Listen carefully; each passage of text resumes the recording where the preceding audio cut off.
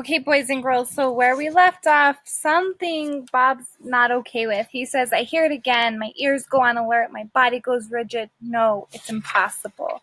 Never. Some barks, you never forget. One place. I know what I have to do. Despite the turmoil all around me, I forgot to set the timer.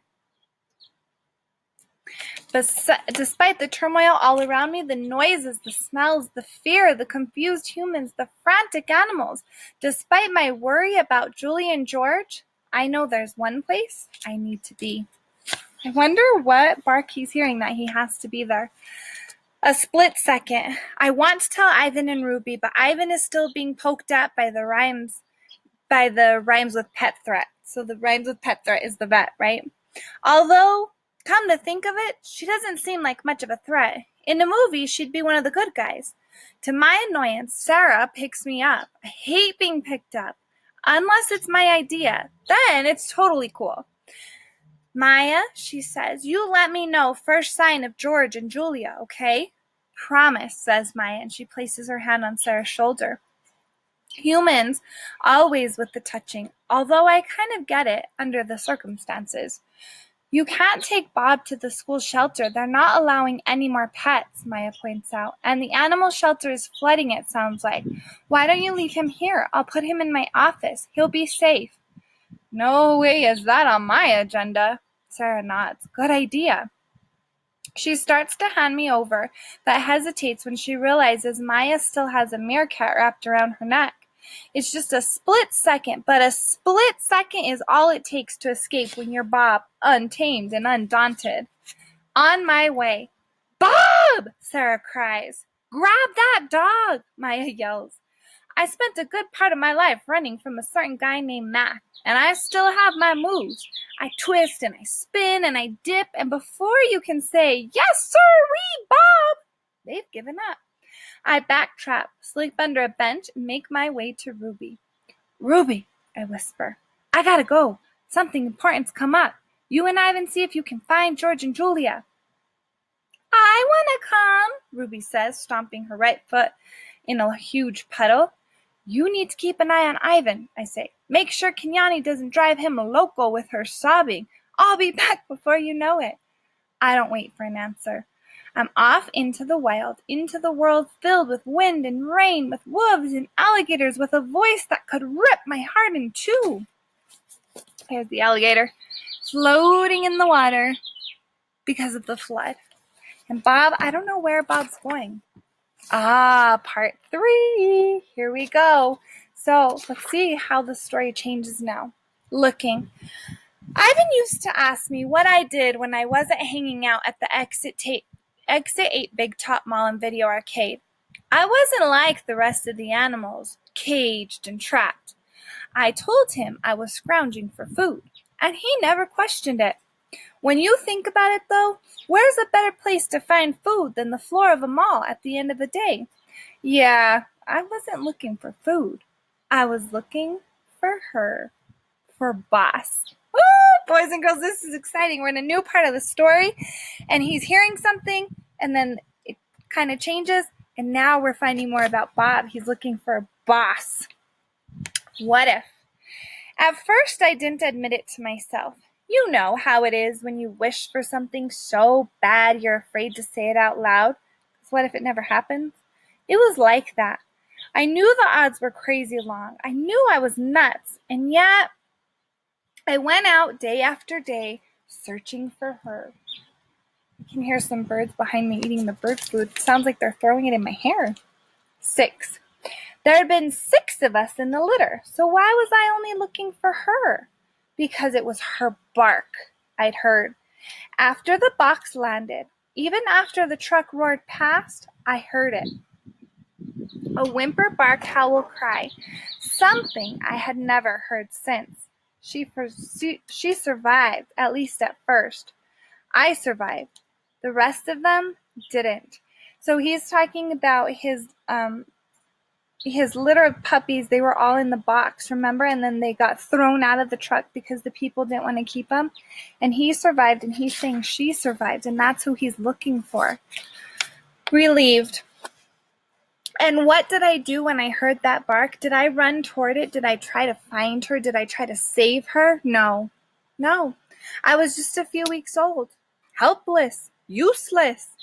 The cries stopped almost as soon as they'd started. And you know what? Part of me was relieved. I didn't want to have to go back onto that highway. I couldn't bear wanting to rescue her and not knowing how. I didn't want to see her die.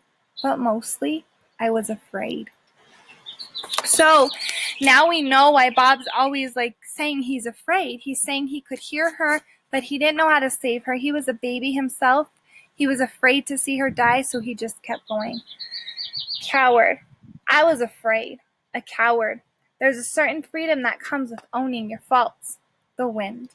Every day I went looking for Boss up and down that same barren stretch of highway. Sometimes I'd catch a hint of something hopeful on the air and think it was my sister's scent.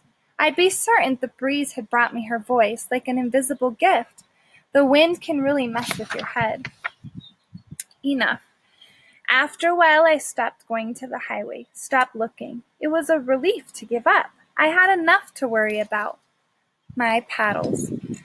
So he was telling Bob or Ivan that he was going to look for food, but really every single day he'd go back to that highway where he had been dumped or his siblings had been dumped, and he'd look for his sister there. My paddles. As I run from the park, I keep hearing my sister's yelp in my head. Still, with every step, my doubts grow. Sometimes we hear what we want to hear. The animal shelter is close, just down the street, but there's nothing quick about that trip. Water rushes past like a raging river. The sun's been swallowed by black clouds. I pick my way through muddy front yards, avoiding the worst of the water. I ain't much of a swimmer. Doesn't come up much in my line of work, though I do a passable dog paddle. The problem is my paddles. My paws are tiny, not much to work with when you're fighting a flood. I see a couple humans with flashlights carving tunnels in the sheeting rain. But mostly the street seems eerily abandoned, especially after the chaos of the park. The shelter's at the bottom of a slight hill. Rain's pulled outside the front door despite a pile of sodden sandbags. A police car is out front, parked at an odd angle. I find some footing on a large rock near the door. Takes me 3 slippery tires, but I manage to leap onto the topmost sandbag. I bark with all I've got, but I might as well be voiceless between the wind and the rain and the howling animals begging for escape. Inside, I pause to listen.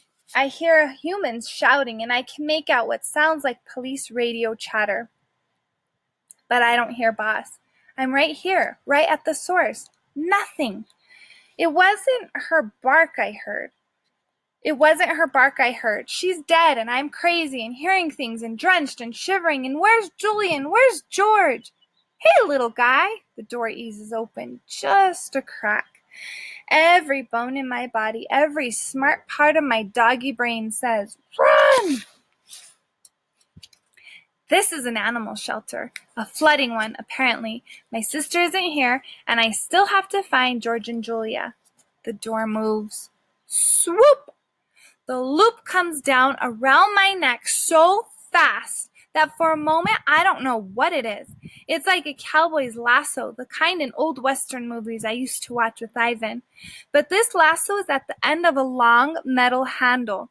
So he's standing there at the doors to the shelter, and all of a sudden something lassos his neck. What do you guys think they're going to do with him?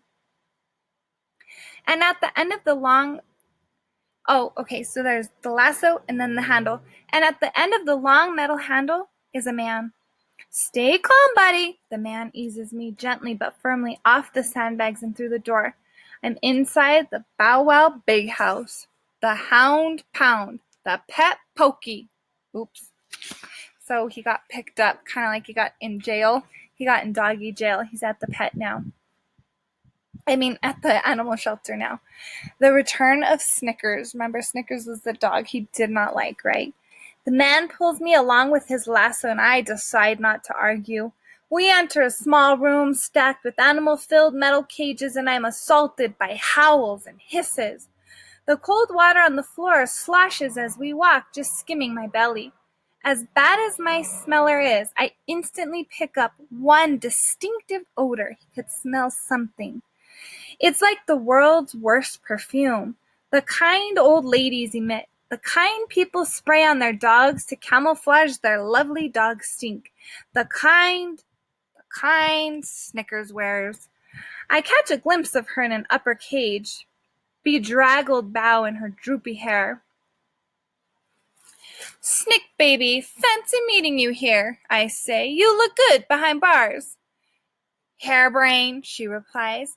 Hey, calls a rabbit 2 cages down. Watch your language. Matt couldn't deal with you? I ask Snickers.